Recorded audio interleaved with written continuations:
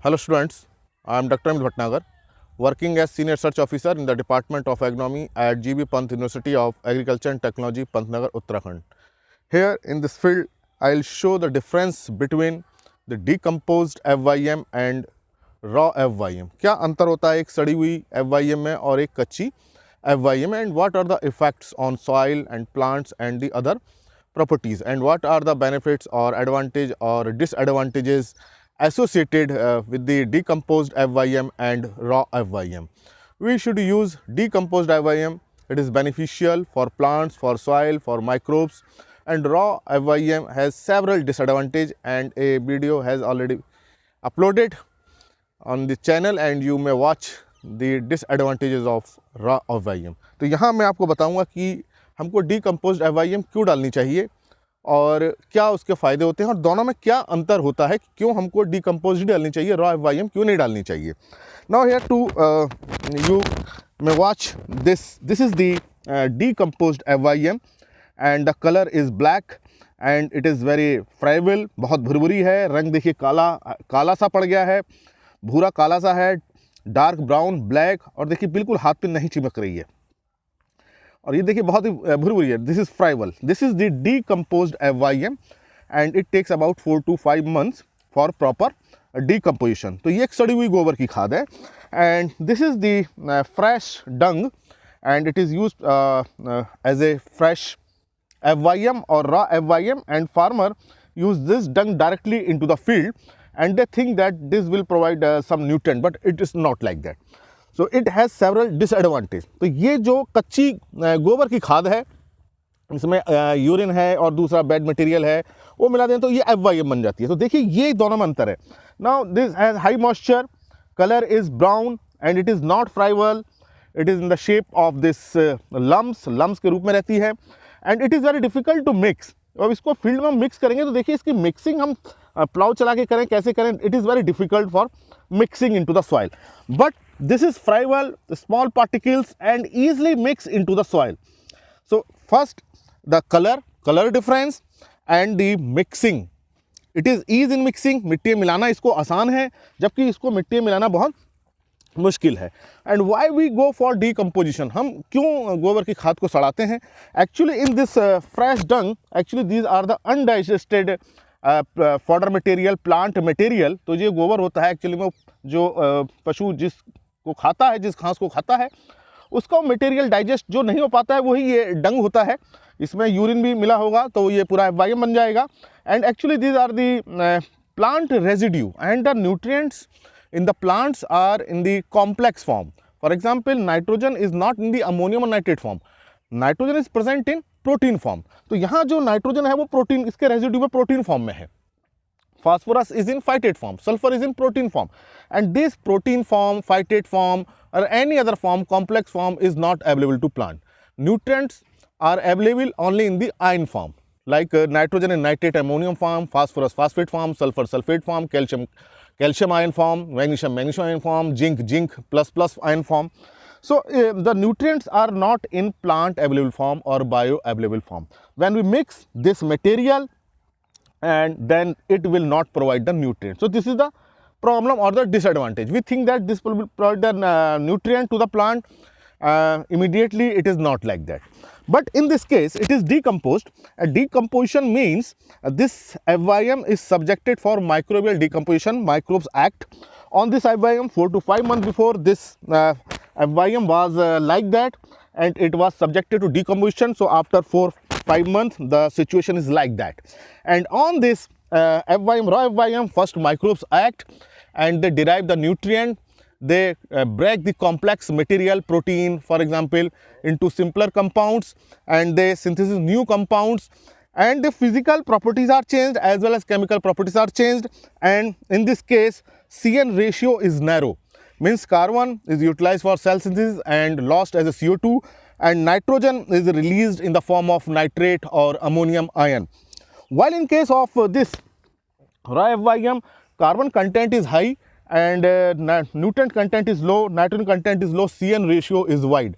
And we know that if CN ratio is wide means carbon to nitrogen ratio बहुत ज़्यादा होगा, तो क्या करेंगे, माइक्रोब्स कार्बन तो ले लेंगे, सेल सिंथेसिस होगा, लेकिन उनको नाइट्रोजन की ये रिक्वायरमेंट पूरी नहीं कर पाएगा ये गोबर। अब हमने क्या किया, इसको मिट्टी में मिला दिया, माइक्रोब्स ने इस पर एक्ट करना शुरू किया, माइक्रोब्स की पॉपुलेशन बढ़ गई, अब इस मिट्टी के अंदर बढ़ेगी, गोबर में बढ़ गई।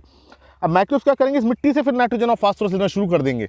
Now there is a temporary deficiency, there is a immobilisation of nutrient, so it mean in spite of advantage there is disadvantage, that कि न्यूट्रिएंट की डेफिशिएंसी आ गई, जो हमें फायदा होना था उसकी जगह नुकसान हो गया। While in this decomposed IYM, जो सड़ी हुई गोबर की खाद है, CN ratio is narrow, carbon nitrogen का अनुपात बहुत कम है। Nutrients in bioavailable form, when we mix into the soil then nutrients are already in bioavailable form, then plant immediately uptake it and there is no time for the release, immediately they are released. But in this case nutrient take more time for release. अब हमने क्या किया, दोनों को मान लीजिए मिला दिया हमने फील्ड में, यहाँ पे भी हमने क्रॉप की सोइंग कर दी है और यहाँ पे भी हमने क्रॉप की सोइंग करी है। अब इमरजेंस होगा, जर्मिनेशन होगा, root development, shoot development, and here nutrients like nitrate, phosphate, sulfate, zinc, calcium, magnesium are available and plant absorb it and make its very good growth. While in case of this raw FYM, nutrients are in the plant residue, they are not released as such in nutrient form and nutrients are not available to plant. It means plant will suffer from deficiency, number one. Number two, microbes which act on this FYM also derive the or uptake the nutrient from the soil and there is immolation of nutrient. तो दो हमें तरह की problem नजर आई कि एक तो एफवाईएम डालने से न्यूट्रिएंट का रिलीज बहुत स्लो हुआ, वो प्लांट को जब ग्रोथ हो रही थी वो न्यूट्रिएंट मिल नहीं पाए, नंबर एक। दूसरा, जो न्यूट्रिएंट थे सॉइल के अंदर वो माइक्रोब्स ने ले लिए, तो इमोलेशन हो गया, टेम्पररी डिफिशियंसी हो गई। But such type of problem is not in this decomposed FYM, that's why we should use decomposed FYM. What is our objective to apply FYM? गोबर की खाद डालने का, एफवाईएम डालने का हमारा उद्देश्य क्या होता है? ये होता है कि न्यूट्रिएंट्स मिले प्लांट्स को, लेकिन रॉ एफवाईएम से तो न्यूट्रिएंट मिल ही नहीं रहे हैं, क्योंकि वो तो माइक्रोब्स ने ले लिए और दूसरा रिलीज नहीं हुए हैं, तो वो हमारा उद्देश्य पूरा नहीं हुआ। While in case of decomposed FYM, nutrients are in available form, तो हमको यहाँ न्यूट्रिएंट्स तुरंत मिल गए, ये हमको एक एडवांटेज हुआ। So in case of nutrient availability, decomposed FYM far better than this raw FYM. तो देखिए कलर से आप देख सकते हैं, इसके भुरभुरेपन से आप दोनों में डिफरेंस देख सकते हैं। मिक्सिंग देखिए कितना इजीली मिक्स हो गया है, सॉइल के नीचे तक चला जाएगा, रूट जोन तक चला जाएगा जब हम इसमें हैरो करेंगे, कल्टीवेटर चलाएंगे, और ये देखिए मिक्सिंग नहीं होगा। This is the problem. Another problem is that this is the fresh dung and when animal eat the grass fodder crop then wheat seeds are also eaten by the animal. तो जो हम उसको fodder दे रहे हैं, feed दे रहे हैं, तो कुछ घास के बीज भी जाते हैं, और जो वो घास के बीज होते हैं वो इस फ्रेश डंग में सड़ते नहीं हैं, they remain viable, and when we apply this FYM and then the weeds germinate into the field. तो in this case FYM increases the weed infestation.